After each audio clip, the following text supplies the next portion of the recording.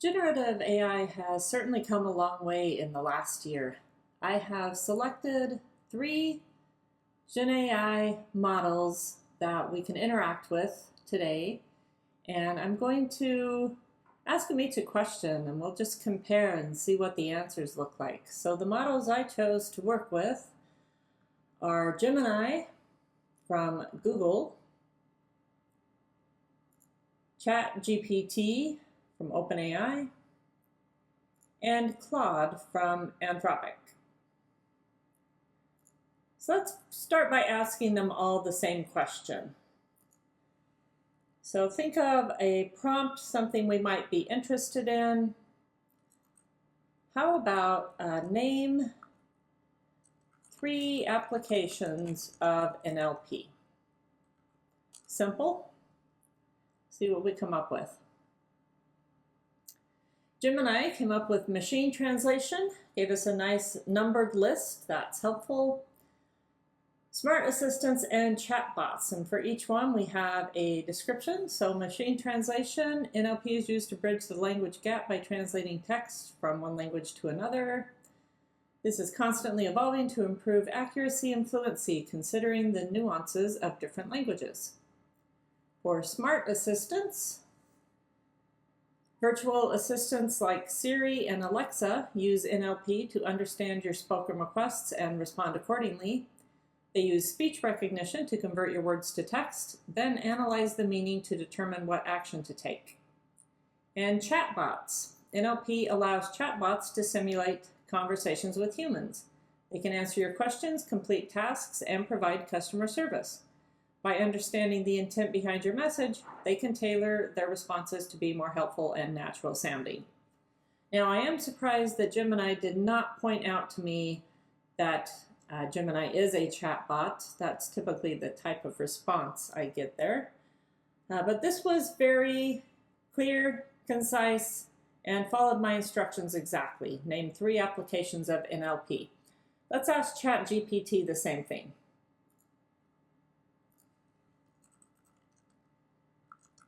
Name 3 applications of NLP.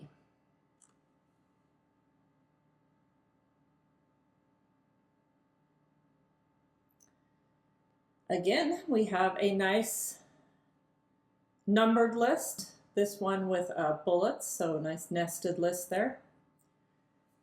Natural language processing has a wide range of applications across various fields. Here are 3 prominent ones.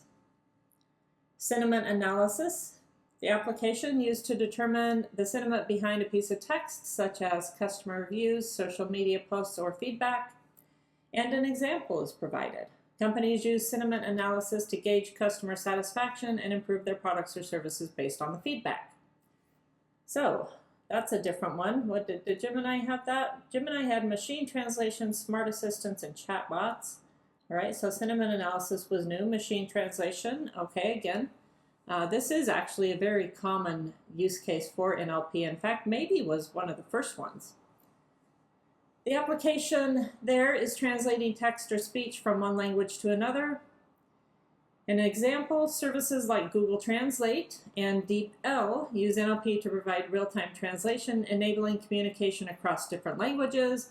You have probably seen this on the web. You've probably seen the ability to translate web pages to different languages and use translation tools in many regards in writing documents and things. And then chatbots and virtual assistants, again, application automating customer service and providing assistance through conversational interfaces. For example, virtual assistants like Amazon's Alexa, Apple's Siri, and customer service chatbots use NLP to understand and respond to user queries effectively. So, similar responses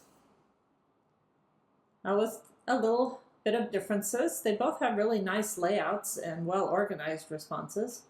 Let's ask Claude. I'll remind myself the question, the query, name 3 applications of NLP. Okay. How can Claude help you today? Name 3 applications of NLP.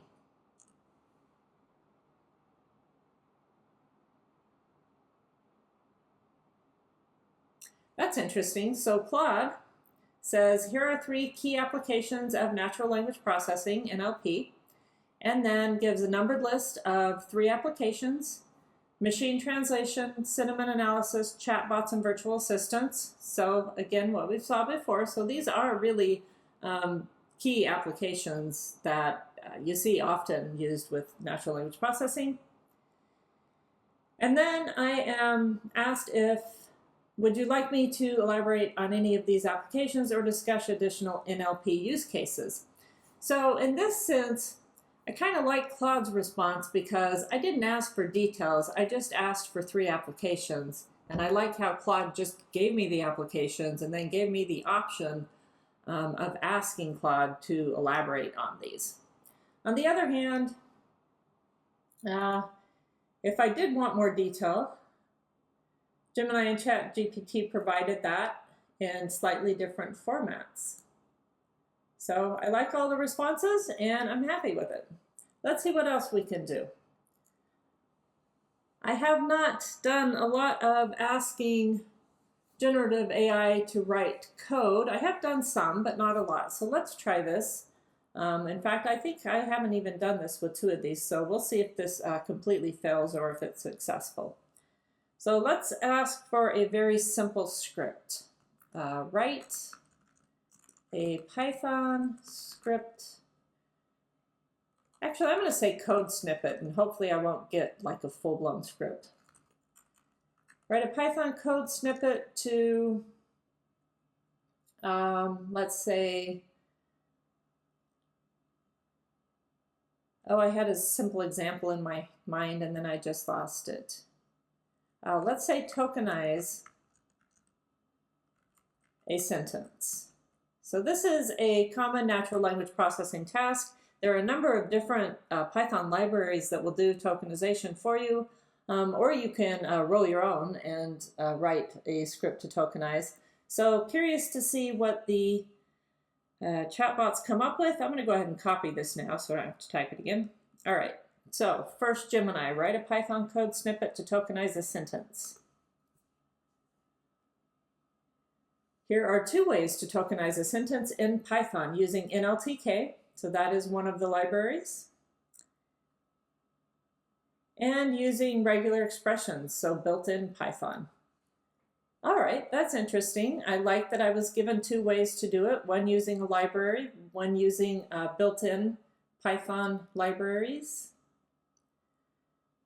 So what did we do in NLTK? We imported the library, we downloaded a tokenizer, and this is a one-time download that you have to do with NLTK, and I like that there's a comment here describing that well.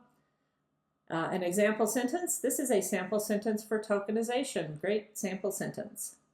And then using word tokenize, the function in NLTK to create the tokens and then printing the tokens. Okay, I like this. This is a nice, clean, short, easy snippet with a little bit of comments explaining what it's going to do.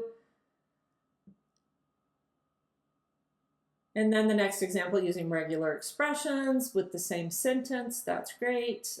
Using RE split, and we're splitting on white space and punctuations using this regular expression. And then using a list comprehension to create a list of tokens while removing the empty ones. All right, so that's nice. So that is basic tokenization in NLP.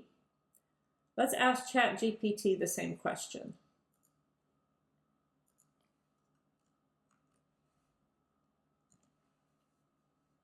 Or I suppose it's not a question, more of a command. Or a request. That sounds better. All right, we went straight to NLTK. NLTK is a very common Python library for doing natural language processing tasks. It's actually called the Natural Language Toolkit. Import NLTK, download Punkt, which is the tokenizer model. Here, we weren't told we only have to do this once, and I thought that was a useful thing that Gemini put in a comment. From NLTK, import word tokenize. Oh, and the example sentence, natural language processing is fascinating. Okay, that was a great example sentence, ChatGPT. And then tokens, word tokenize the sentence and print the tokens. So there you go, a simple snippet. And this one provided an example of the output, so I like that addition. And then a little tip to make sure you have the library installed, and you can install it using pip. All right, so we got a little bit of different. So they both gave us a little something extra in addition that to what we asked for, and I thought both were very helpful. Now, I don't even know if Claude is able to do this kind of thing. I haven't asked, but we'll see. So write a Python code snippet to tokenize a sentence. Of course it can. Why would I think it couldn't? All right, we went with the NLTK example. Download the tokenizer, tokenize the sentence. Here, Claude decided to break this out into a separate function, which I suppose was a little unnecessary as it's simply already a function in one line of code. Sentence natural language processing is fascinating, so similar to what ChatGPT came up with, tokenized sentence, print tokens. So pretty close to ChatGPT, and great, but still, yeah, definitely useful. So we got a lot of the same results, and that is to be expected because these models are trained on data, most likely data that is available on the web, and on the web you will find tutorials for doing things like this. So this is probably pulling some code from some tutorial. In fact, this example looks a little familiar. This example might actually be from the NLTK docs, the documentation. But I do like the little extras that were added. And then again, Claude is asking me, would you like me to explain or break down the code, which is nice. And allowing the ability to copy the code blocks is nice. I'm pretty sure they all did that, right? Yeah, we all had a copy code button. Cool. So this was a fun little experiment to just look at generative AI. I'm sure a lot of you are already using generative AI. I certainly use it all the time. I have a tendency to just use whichever browser window I happen to have open. I haven't really come up with a strong preference yet, although I must admit I do go to Gemini quite often, as I've been using it for a website that I'm building to generate some quotes for me for each of my web pages, and you'll see links to that throughout the tutorials. But I thought that was a fun little experiment. Of course, there are others. I only chose 3 generative AI solutions that are publicly available and open for you to use. So that was my little overview of generative AI, and I hope you have fun exploring more on your own.